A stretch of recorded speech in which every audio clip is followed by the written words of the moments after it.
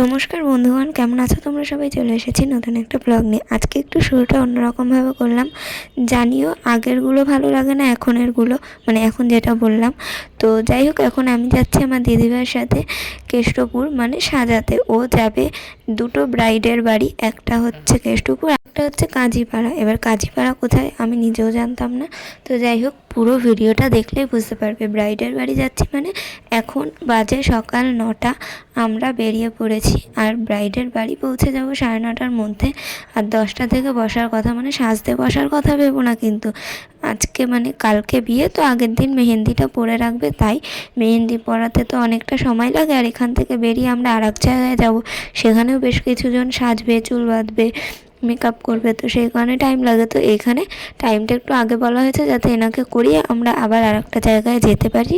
Time to time তো দিতে হবে, কারণ যার বিয়ে সে যদি লেট করে পৌঁছায় তাহলে তো হবে না। সেই কারণে এখানের কাজটা আগে মিটালে তবেই টাইমে আমরা পৌঁছাতে পারবো।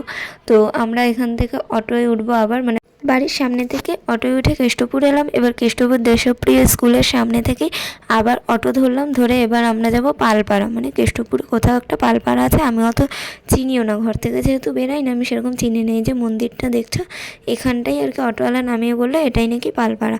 তো যার বাড়িতে যাওয়ার কথা তাকে তো আমরা চিনি না আগে কখনো সেরকম, মানে আগে কখনোই দেখিনি সেরকম। কি ফোনেই জাস্ট কথা হয়েছে, তারপর খুঁজে পাচ্ছিলাম না।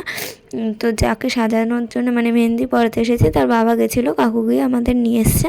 এই যে দেখো সেই দিদিটা এখানে বসে আছে, এখনও ঘরের কাজ বাজ চলছে আর কি। তারপর গেল স্নান করলো, তারপর এলো। আমরা প্রায় আধ ঘন্টার বেশি বসেছিলাম।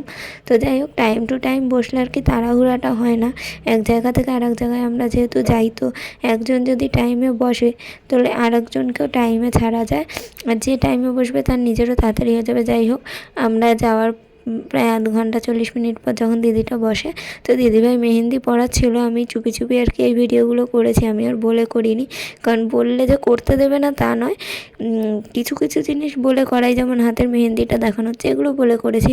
কারণ যদি পুরোপুরি এরকম বলতাম যে ভিডিও করি, তখন বলতাম আমি সাজিনি, আমার মুখ দেখিও না। তো সেই কারণে আমি চুপি চুপি আর কি মুখটা দেখালাম যে কাকে আর কি মেহেন্দি পরাতে এসেছি। আর বেশ ভালো লাগছিল মেহেন্দির ডিজাইনটা, খুব সুন্দর। আর এটা কিন্তু ক্লায়েন্ট নিজে ডিমান্ড করেছিল যে আমাকে এরকম মেহেন্দি পরিয়ে দিতে হবে, এক হাতে বড়বউ থাকবে, ঢাকঢোল থাকবে, এরকম এরকম। সেটা ক্লায়েন্টের ডিমান্ডেই এরকম পরানো। কেমন হয়েছে তোমরা কিন্তু কমেন্টে জানিও।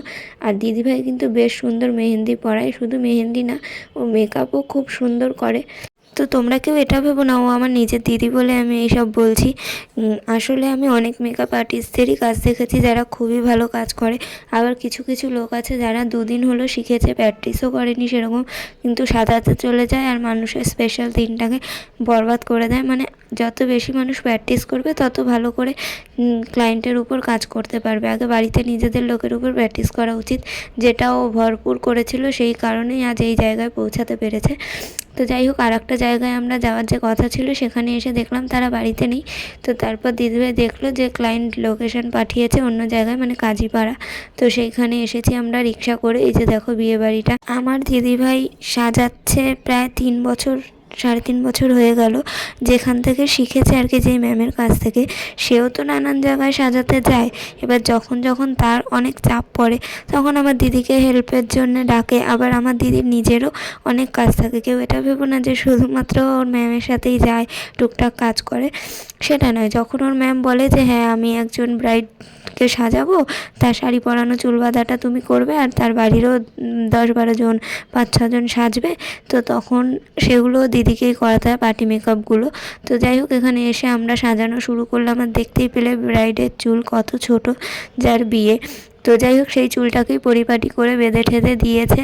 আরও কয়েকজন চুল বেঁধেছে। আমি ব্রাইডের যে মা ছিল সে সাজবে, তাকে আমি চুলটা বেঁধে দিয়েছি। দিদিভাই আর কি মেকআপ আর টুকটাক শাড়ি পরানো এগুলো করে দিয়েছে, ফুল টুল লাগানো। আমি নর্মাল 1-2 রকমেরই খোপা, বেনুনি এরকম ধরনের পারি, এখনও শিখছি দিদিভাইয়ের থেকেই। আর এখানে সবাইকে রেডি করানো হয়ে গেলে একজন ফুল পার্টি মেকআপ করেছিল, দেখতেই পেলে ওখানে বসে করছিল। আর আমাকে কিন্তু তার মাঝে স্টার্টার দিয়ে গেছিলো, যেটা চিকেন পকোড়া মকোড়া যেগুলো দেয়। তো আমরা দুজনেই খেয়েছি, আমি আগে খেয়ে নিয়েছি। আর সকালে যার বাড়িতে গেছিলাম বলতেই ভুলে গেছি, সেখানেও কিন্তু আমাদের লুচি তরকারি দিয়েছিল সকালবেলা। দুপুরেও খেতে বলেছিল, কিন্তু টাইমের অভাবে খেতে পারিনি।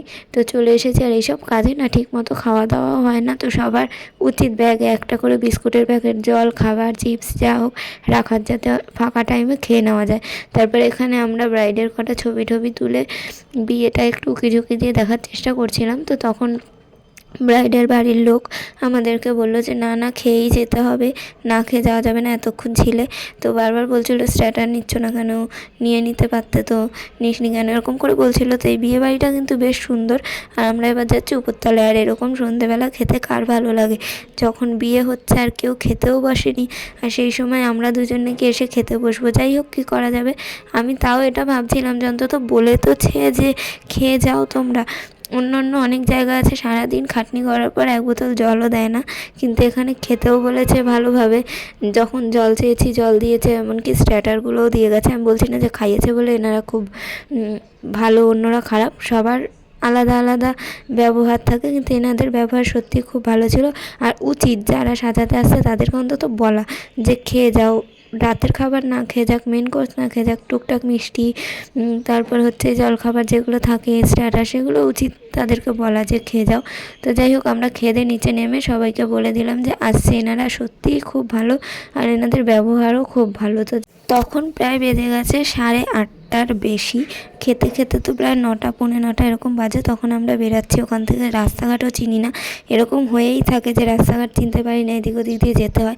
এর আগেও আমি কয়েকবার দিদিভাইয়ের সাথে গেছি সাজাতে, বাট তখন ভিডিও করতাম না বলে শেয়ার করিনি। আর এখন থেকে যদি আমি যাই সেগুলো তোমাদের সাথে শেয়ার করবো। আর আজকের কাজগুলো তোমাদের কেমন লাগলো কমেন্ট করে জানিও।